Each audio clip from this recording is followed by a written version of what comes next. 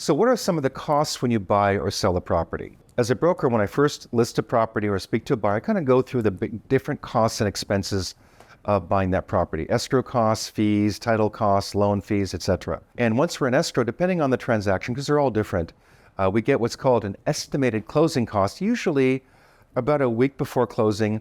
If there's a loan involved in the deal, once the loan documents get to escrow, escrow can kind of calculate the file and give us an estimated closing cost, which comes in a 2-3 page form. It tells you basically what the costs are. And I will tell you, that's probably one of the most important parts of a transaction where a buyer or a seller will call me and say, what are all these different costs on here? So there's an estimated cost, which I look at usually again a week or so before we close. I go through it with the buyer. Sometimes we get fees cut or things are there that should not be. So we just take care of that. And once we close, we get what's called a buyer or seller's final settlement statement.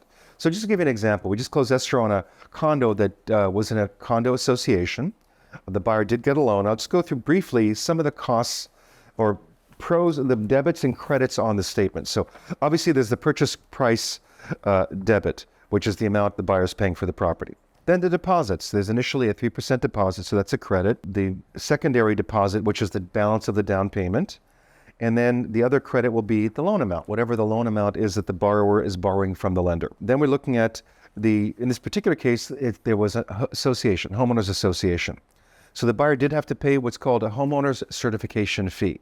The lender required a fee to review all of the homeowner's documents to certify them for the loan. There's always loan points or fees depending on your loan. It could be 1 point based on the loan, 1.5 points, maybe 2 points. The higher your points, the lower your interest rate. So in a high interest rate market, you may want to buy down your fees, your interest rate by paying higher points. So, and then there's the interest charge from the date you sign the loan docs till the date we actually close. The interest charges are from the day the loan funds till the day we close. So sometimes a loan will fund on a Friday, but the escrow isn't closed till Monday. So once a loan funds at escrow, the lenders have given you the money, so you're starting to pay interest on that loan. Could be 2-3 days, but in this particular case, the loan fee for a couple of days was $875. Then there's the county taxes. The taxes have to be prorated in escrow. The seller pays their portion up until the closing. The buyer pays their portion from the closing until the next payment that's due. Then there's the escrow fee. There's a loan fee. If there's a loan involved, that's tied into the escrow. HOA processing fees, archive fees, wire transfer fees. There's typically a wire transfer fee. If there's any documents that need to be FedExed, they will charge you for that. If you have to have a traveling notary, they will charge you for that. Typically, title policy, the buyer does have a title policy charge. If there's a loan involved, it's called the buyer's lender's policy. If the buyer's paying cash, there is no buyer's title policy because the seller pays for the seller's policy to ensure free and clear title to you as a buyer. We have sub-escrow fees, recording fees. There's a recording fee for recording the deed of trust, which is the loan documents. The grant deed recording, which is the seller granting the property to you. Electronic recording fees, notary fees we just discussed.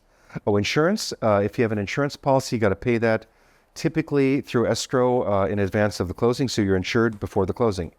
So those are just some of the buyer settlement fees. The sellers have additional fees such as the commissions as well, transfer taxes, HOA transfer fees, ULA tax, mansion tax if you're in Los Angeles over $5 million. So we'll discuss it on another video, but those are just the basic fees to understand when you're a buyer buying a house here in Los Angeles or Beverly Hills.